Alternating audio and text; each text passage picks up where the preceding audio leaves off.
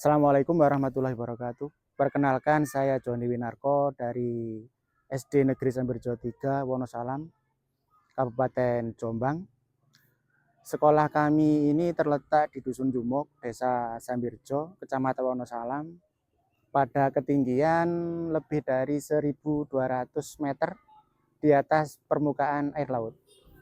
Setiap pagi, seperti hari ini, selalu kabut tebal menyelimuti area sekolah, menciptakan pemandangan seolah kami berada di tengah lautan awan. Masyarakat setempat dengan bangga menyebutkan sebagai sekolah di atas awan. Jumlah seluruh siswa kami hanya 30 anak. Kelas 5 yang menjadi fokus program ini hanya memiliki jumlah 4 siswa. Yang latar belakang orang tuanya itu sebagian besar adalah petani dan buruh kebun. Keterbatasan sarana dan akses informasi menjadi tantangan sehari-hari kami. Namun, semangat kami tidak pernah surut untuk menghadirkan pembelajaran yang bermakna bagi anak-anak. Hari ini saya akan berbagi cerita tentang sebuah program yang ada di SD kami, SD Negeri Sambirjo 3, yang saya beri nama program KAINS. KAINS itu sendiri adalah singkatan dari Kebun Inspiratif.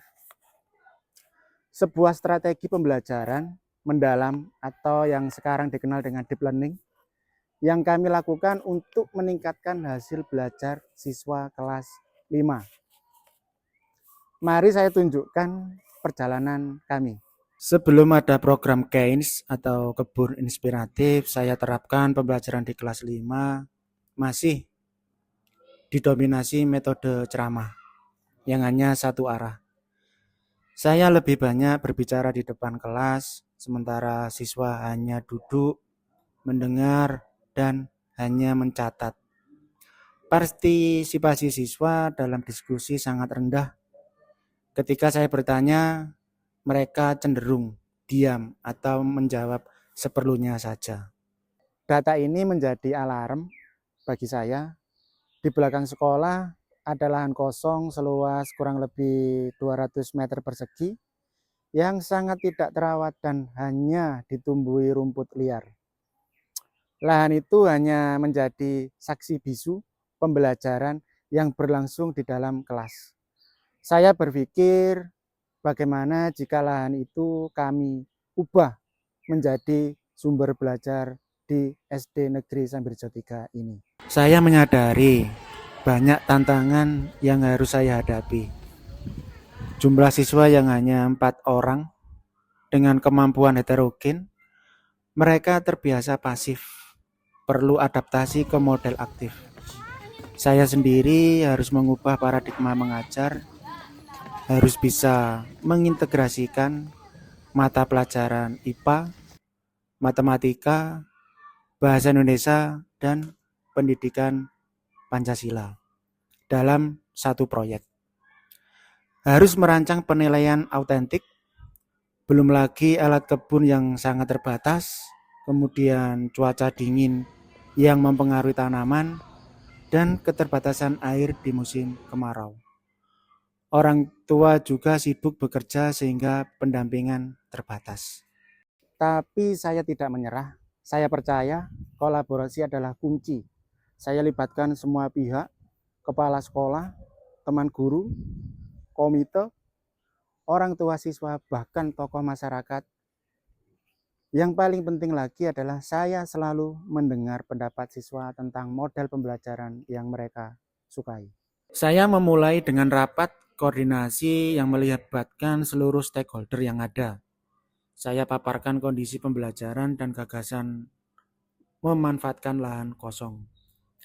Alhamdulillah, semua pihak menyambut dengan positif. Kami sepakat menjadikan lahan belakang yang ada di sekolah sebagai kebun edukatif terpadu. Saya juga menyusun pembagian tugas. Saya sebagai fasilitator dan evaluator, siswa sebagai pelaksana utama, orang tua sebagai pendukung penyediaan alat dan bibit, komite sekolah koordinator sarana. kemudian tokoh masyarakat sebagai pendamping teknis pertanian. Semua punya peran yang jelas. Inilah momen yang paling saya tunggu. Kami mulai dengan kerja bakti massal. Saya sengaja melibatkan siswa dalam semua proses. Mereka belajar bahwa kerja keras dan gotong royong itu nyata, bukan sekedar teori di buku saja. Saya ajari mereka cara menyemai yang benar ke dalam tanam yang sesuai, jarak antar tanaman. Mereka sangat antusias. Tangan-tangan mungil itu dengan hati-hati menaburkan benih ke tanah. Setiap siswa bertanggung jawab merawat 2 bedengan. Ada rasa memiliki. Untuk mata pelajaran matematika, saya ajak siswa untuk mengukur bedengan. Rata-rata ukuran 3 meter kali 1,2 meter.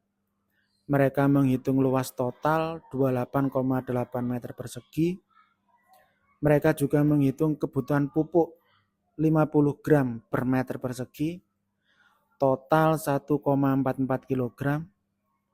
Mereka mengerjakan semua dengan bersemangat karena angka-angka itu berasal dari benda nyata. Saya minta mereka menulis langkah-langkah yang baru saja dipraktekkan.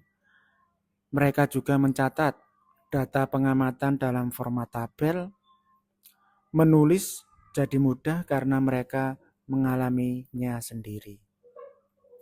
Memasuki siklus kedua, fokus kami pada perawatan, pengamatan, dan panen.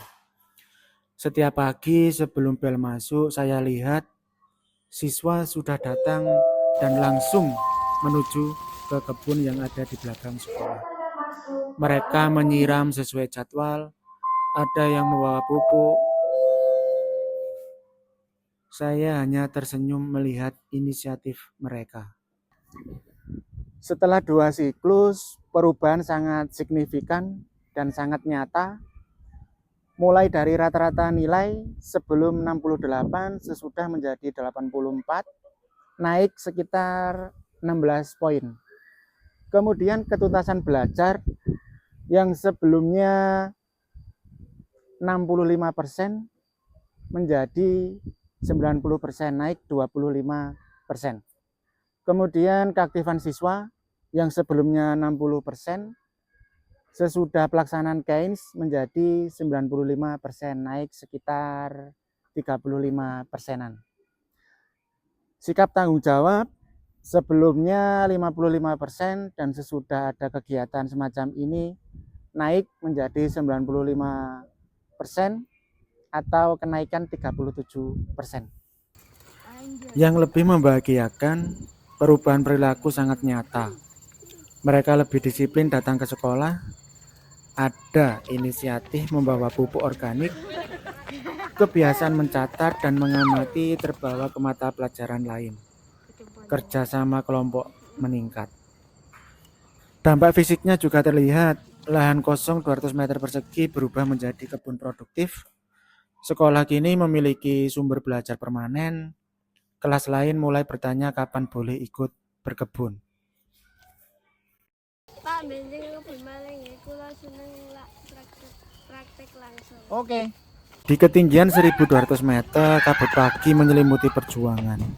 Namun, di balik kabut itu ada 4 anak yang kini percaya diri. Ada lahan kosong yang menghijau. Ada mimpi yang tumbuh subur seperti tanaman di kebun inspiratif kami. Keynes mengajarkan bahwa pembelajaran bermakna tidak menunggu fasilitas mewah, tetapi hadir dari keberanian memanfaatkan apa yang ada untuk masa depan yang lebih baik. Sekian pemaparan dari kami tentang program Keynes Kebun Inspiratif yang ada di lembaga kami SD Negeri Sambirjo 3, Kecamatan Wonosalam, Kabupaten Jombang. Wassalamualaikum warahmatullahi wabarakatuh.